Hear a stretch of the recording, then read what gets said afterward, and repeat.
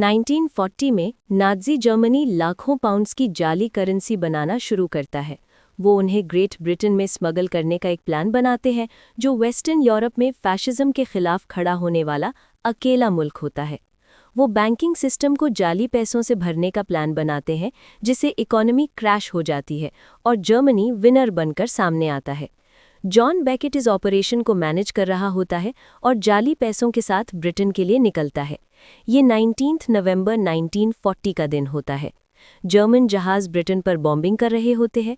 Birmingham की small arms factory में कुछ औरतें फैक्ट्री में अपनी शिफ्ट्स के लिए आ रही होती हैं। आज एक वर्कर की बर्थडे होती है। बाकी वर्कर्स ने सेलिब्रेशन के लिए एक केक तैयार किया होता है, जब ही एक जर्मन बॉम्ब फैक्ट्री में ब्लास्ट करता है और सबको मार देता है। टॉमी शेल्बी अब एक तबाहशुदा मैंशन में आइसोलेशन में रह रहा होता है। उसका केयरटेकर जॉनी खाना लेकर आता है। वो उसे बताता है कि पिछली रात उनके शहर बर्मिंघम पर बॉम्बिंग हुई थी। वो ये भी बताता है कि बॉम्ब से भागती हुई एक जिप्सी फैमिली उनकी ज़मीन पर आ गई है। टॉमी उसे उन्हें वहाँ से निकालने का कहता है, लेकिन वो डरा हुआ होता है कि वो लोग उसे बद्दुआ दे सकते हैं। टॉमी कहता है कि वो तो पहले से ही बद्दुआ का शिकार है, क्योंकि वो आखिरी आदमी बचा है जो उसके लिए काम करता है।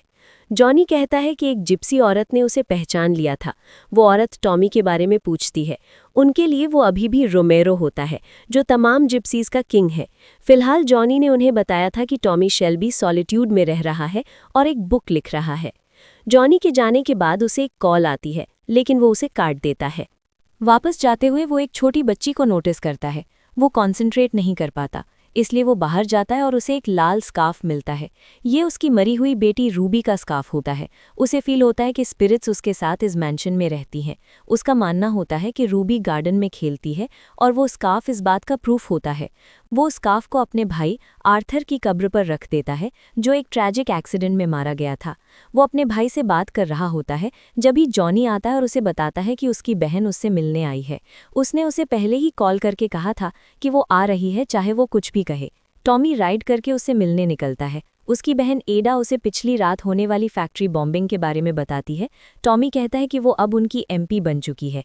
एडा कहती है कि उन्हें अपनी एमपी की ज़रूरत नहीं है, उन्हें उसकी वापसी की ज़रूरत है। लेकिन टॉमी कहता है कि उसके दिमाग के अंदर लड़ने के लिए उसकी अपनी एक जंग है। वो पूछती है कि उसने आखिरी बार अपने बेटों से कब बात की थी, लेकिन उसे लगता है कि वो एक अच्छा बाप नहीं था और उन्हें उसकी ज़रूरत नहीं है। वो बताती है कि उसका बेटा चार्ल्स वेस्ट अफ्रीका में वॉर की फ्रंट लाइन पर मौजूद है। उसका दूसरा बेटा, उसका जिप्सी बेटा, पीकी ब्लाइंडर्स को चला रहा होता है, और वो भी बहुत बुरी तरह से। उसे डर होता है कि वो बहुत जल्द किसी मुसीबत में फंस जाएगा। वो चाहती है कि टॉमी उसे कुछ समझाए, लेकिन वो डरा हुआ होता है और उसे उन स्पिरिट्स के बारे में बताता है जो उसे नज़र आती हैं। वो हमेशा उन्हें देखता है, लेकिन आर्थर के मरने के बाद ये सब आउट ऑफ कंट्रोल हो चुका है और वो उसे रोक नहीं सकता। स्मॉल आर्म्स फैक्ट्री में एक रेस्क्यू ऑपरेशन चल रहा होता है। जब वैन अंदर आती है तो पीकी ब्लाइंडर्स अपने लीडर टॉमी के बेटे ड्यूक के साथ बाहर आते हैं। वो दरवाज़ा तोड़कर अंदर घुसते हैं और बचा हुआ एम्यूनेशन लूटना शुरू कर देते हैं।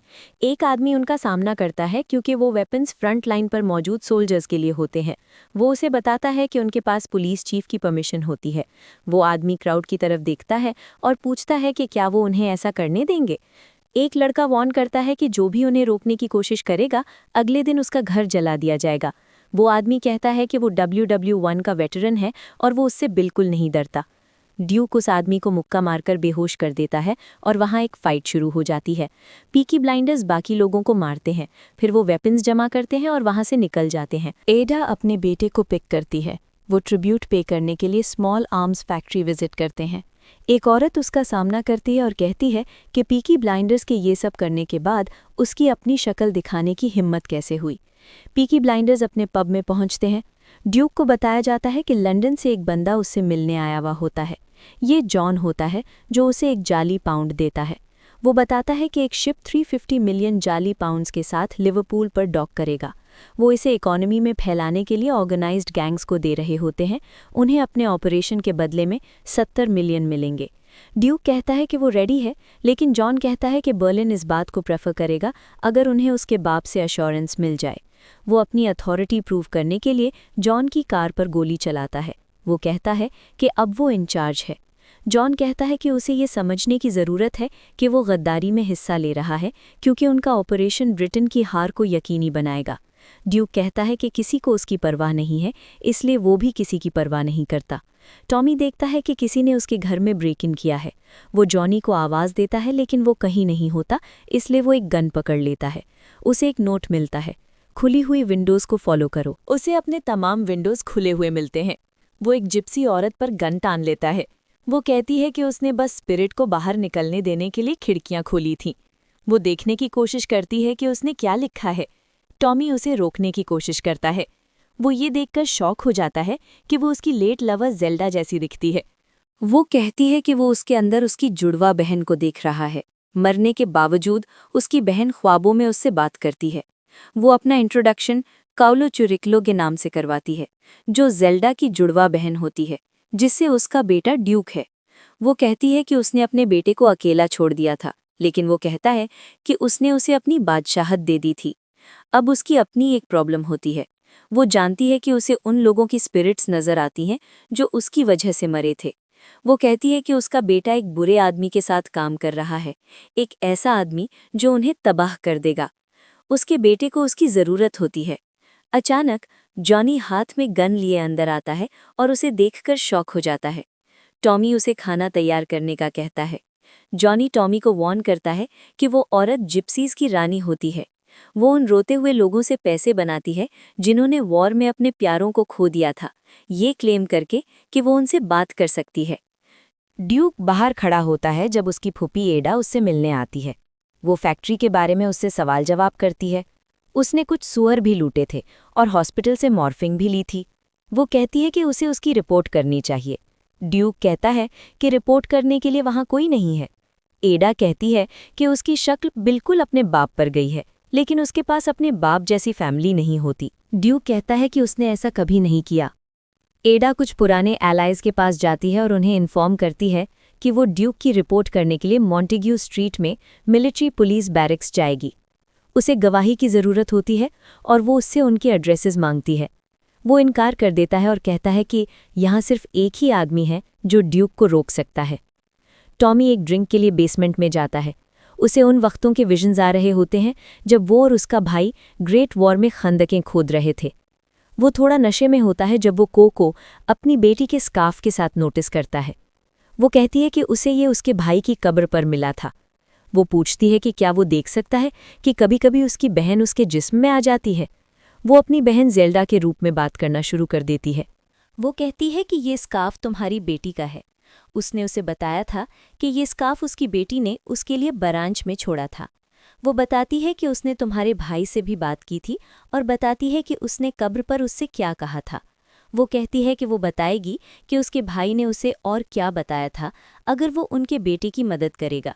वो कहता है कि वो मदद नहीं कर सकता क्योंकि वो अब वैसा आदमी नहीं रहा। वो कहती है कि वो मदद करेगी और उसके करीब आ जाती है। वो उसे उनके पुराने वक्तों के बारे में बताती है। वो दोनों साथ सो जाते हैं, जबकि बाहर जर्मन्स शहर पर दोबारा बॉम्बिंग कर रहे होते हैं। बम शेल्टर में आडा छुपे हुए लोगों से उनकी गवाही के लिए पूछ रही होती है। उन्हें ड्यूक को ज़रूर रोकना होगा। ड्यूक के पब में जॉन वर्जिल नाम के एक आदमी के साथ अंदर आता है। वो ब्रिटिश फैशिस्ट लीग का डेप्यूटी हेड होता है। वर्जिल उसके प्लान के बारे में पूछगछ करता है। वो कहता है कि वो 3 कनाल बोट्स के जरिए पैसे कलेक्ट करेंगे। ट्रक्स के बरक्स अथॉरिटीज़ उनकी तलाशी नहीं लेती। वर्जिल को फील होता है कि लड़का अच्छी तरह तैयार है। जॉन अग्री करता है और कहता है कि अब उसका कैरेक्टर टेस्ट करने का वक्त आ गया है। उसने उसे पहले कॉल की थी और वर्जिल के बारे में सच बताया था। बर्लिन सोर्स से जॉन को इन्फॉर्म किया गया था कि वर्जिल पर ट्रस्ट नहीं किया जा सकता।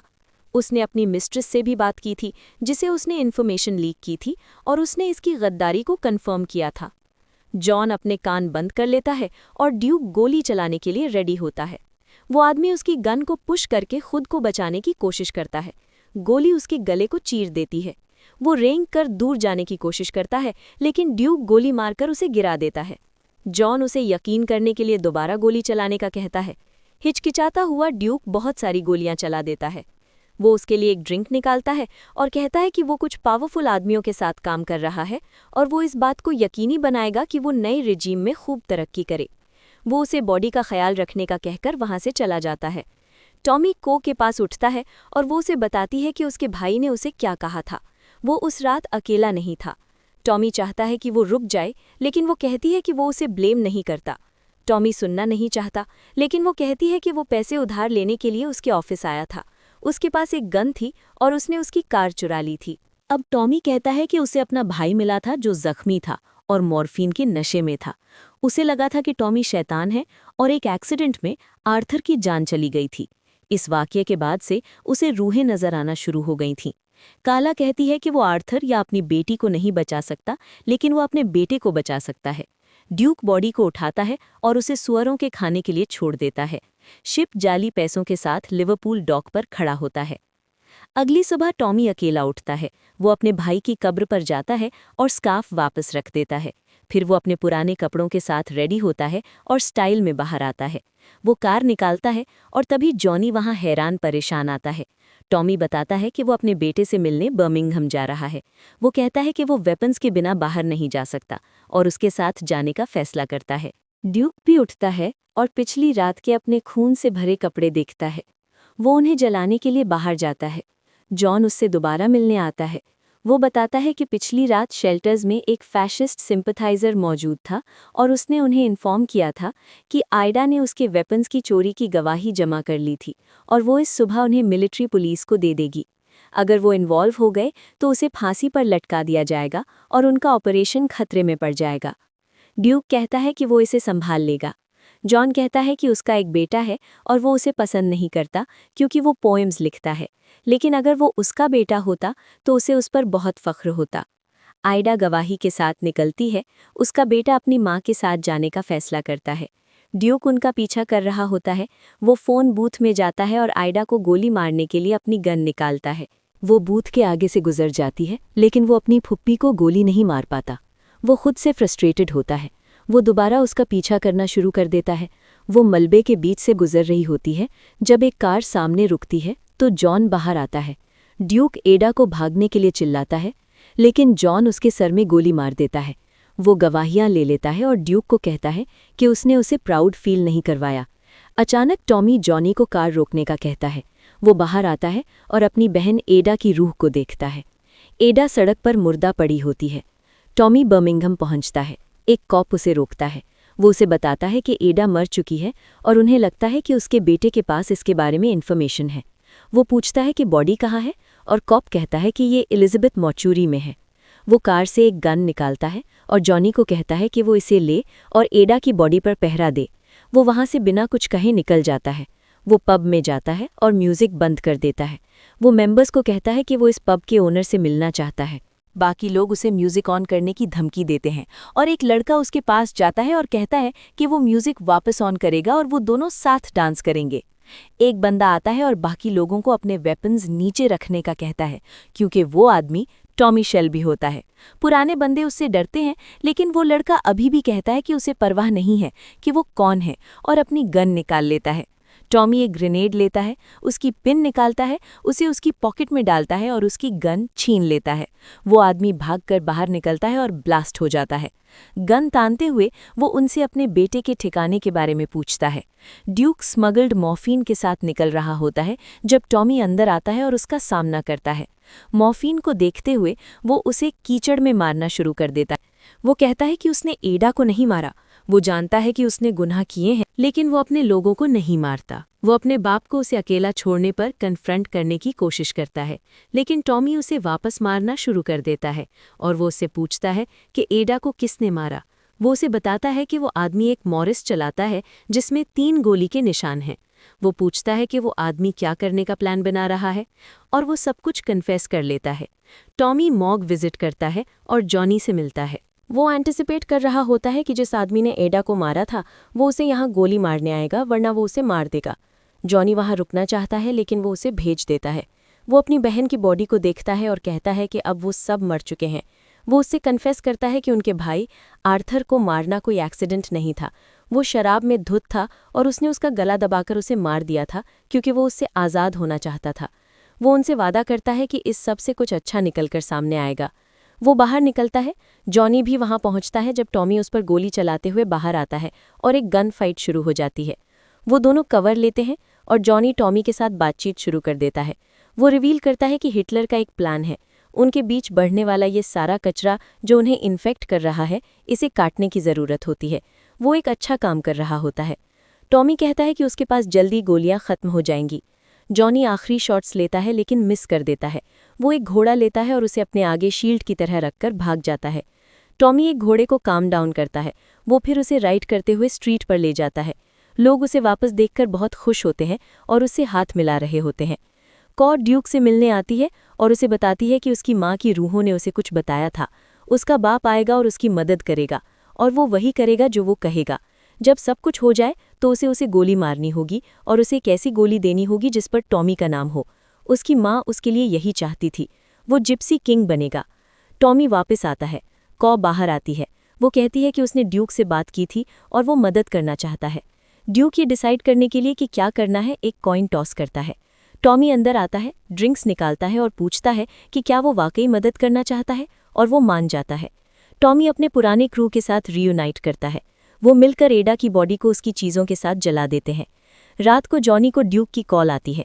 ड्यूक कहता है कि वो जानता है कि उसने गड़बड़ की थी, लेकिन वो दोबारा उसकी मदद कर सकता है। उसका बाप जानता है कि वो कहाँ है और वो उसके लिए आएगा। वो मदद कर सकता है और पहले वाली डील चाहता है। जॉन मान जाता है। वो कहता है कि जब वो लिवरपूल आएंगे तो वो बात करेंगे। एक आदमी टॉमी को इन्फॉर्म करता है कि एक आदमी जो खुद को लिवरपूल का किंग क्लेम करता है उससे मिलने आया था। टॉमी हेडन स्टेग से मिलता है। उसने जॉन के बारे में इन्फॉर्मेशन जमा की थी। वो वेयरहाउस में रह रहा होता है।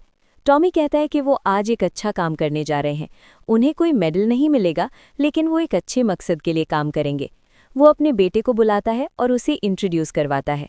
वो कहता है कि वो उस पर ट्रस्ट कर सकते हैं।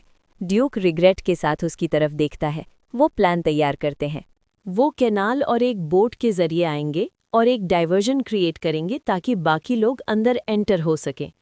टॉमी कहता है कि वेयरहाउस के नीचे एक टनल है और वो उसके जरिए जाएगा। हेडन कहता है कि टनल 50 सालों से बंद पड़ी थी।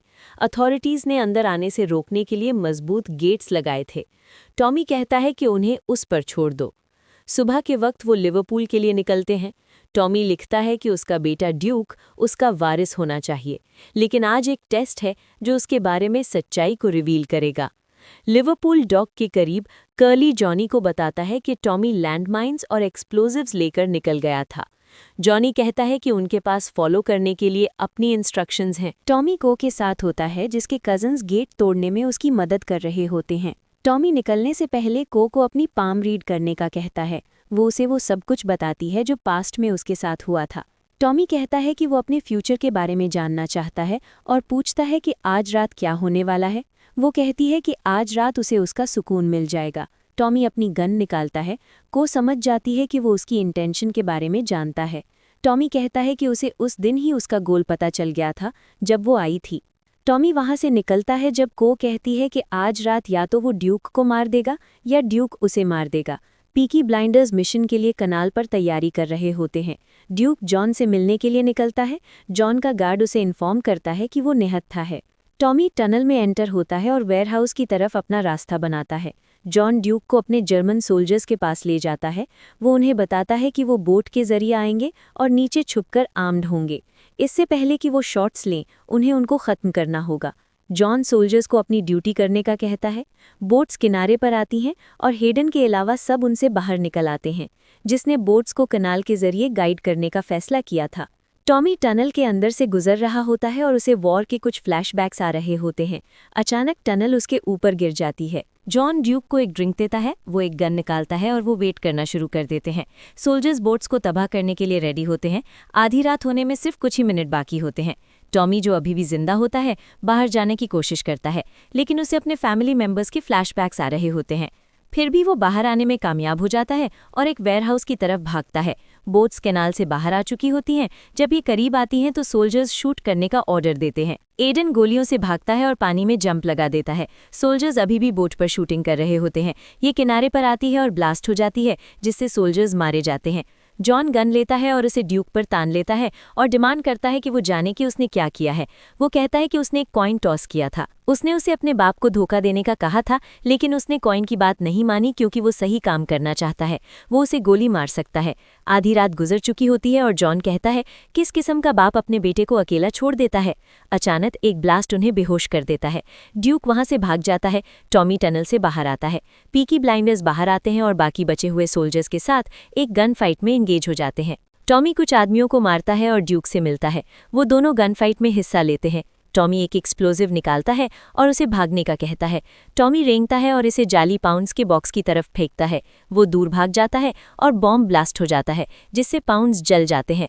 जॉन एक गन के साथ बाहर आता है और अपने पैसों को जलता हुआ देखता है। वो अपनी कार लेता है और ड्राइव करके वहां से निकल जाता है।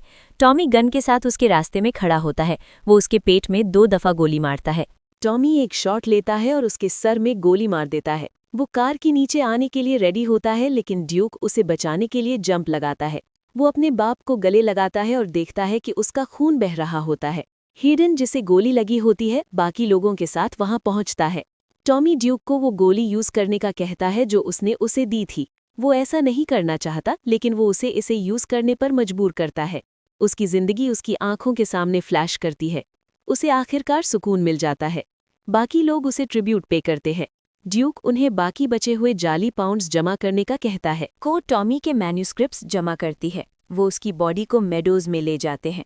को ड्यूक को वो मैन्यूस्क्रिप्ट देती है जिसमें टॉमी याद करता है कि अपनी दौलत और पावर के बावजूद उसकी फैमिली उसके साथ थी और अब वो उनके साथ दोबारा मिल गया है, चाहे वो कहीं भी हो। ये मूवी उन 53 विक्टिम्स को ट्रिब्यूट पे करती है जो 19 नवंबर 1940 को स्मॉल आर्म्स फैक्ट्री में जर्मन बॉम्बिंग में मारे गए थे। तो ये movie Peaky blinders the immortal man का रिकैप था। अगर आपको हमारा कंटेंट पसंद आया तो सब्सक्राइब करें और हमारी दूसरी वीडियोस ज़रूर चेक करें। शायद आपको वो इंटरेस्टिंग लगे।